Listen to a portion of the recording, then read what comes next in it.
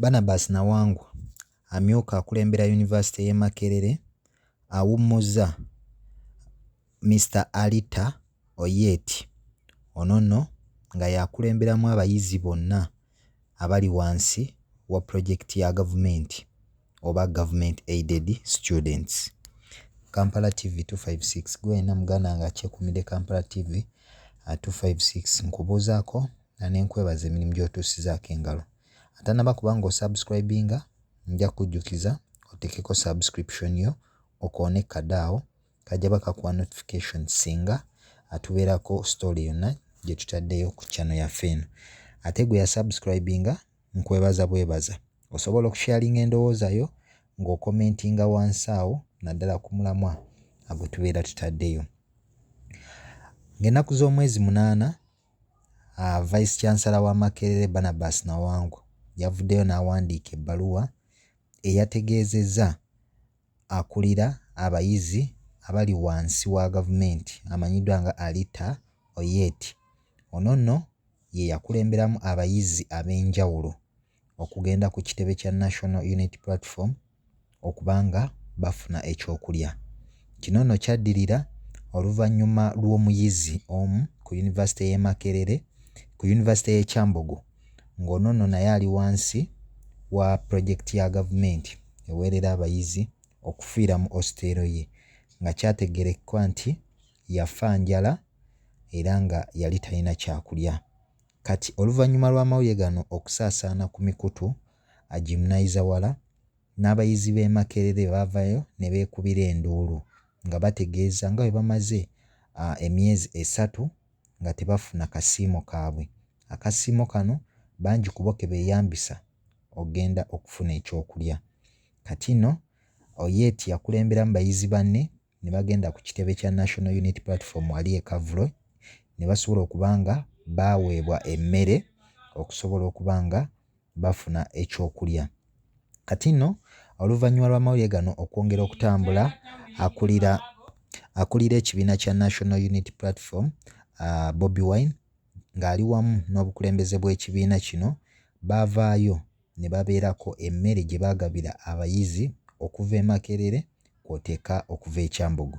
Kyokka Vice Chancellor w'e Makerere Barnabas Nawangwa we yatuukirirwa yasooka n'avaayo n'ategeeza nti abo bonna abayizi abaagenze ku kitebe kya National Unity Platform si bayizi b'e Makerere. National Unity Platform yabalonze ku nguudo n'ebawa emmere ne beeyita abayizi b'e Makerere olw'ensonga nti National Unity Platform erina byeyenoonyeza. Kati nno kino abayizi bangi mwana wadde omu ow'e Makerere gwe baawa emmere. Singa abaana b'e Makerere bafa emmere lwaki tebaagenda mu bungi ku kitongole kyabwe ekiri okumpi wano ne babawa emmere. Nalabako abantu 2 ndowooza babafuna ku luguudo eyo ne bagamba nti bano abaana bava e Makerere.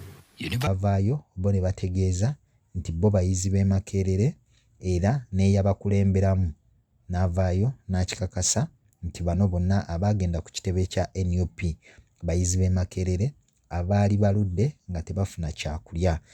Kati nno ennaku z'omwezi wezaabadde nga 8 Nawangwe we yavuddeyo n'awandiika ebbaluwa n'ategeezaako akulira ebyokwerinda ku University eno ey'e Makerere Chief Security Officer n'amutegeeza nti omwami amanyiddwa nga Alita Oyeti alina okuba nga afuluma University obutasukka ssaawa 11 ez'olweggulo era nga kino kyateereddwa mu nkola omwami ono n'addizibwako ebbali okufuluma University nga wanoonyerezebwako. Mu bbaluwa Nawangwe gye yategeezezza yagambye nti singa okunoonyereza kunaaba kuwedde kijja kutegeezebwa akomewo agende mu kakiiko aka disciplinary committee. Ono nno yawummuziddwa nga beesigamye ku kawaayiro mu constitution y'e Makerere eraga constitution ya 2015 akawaayiro ak'omunaana okutuuka ku 9 article A ng'etegeeza nti omuntu yenna eyeeyisa mu ngeri etagasa asobola okuba nga addizibwa ebbali sinakindi okugobebwa mu University.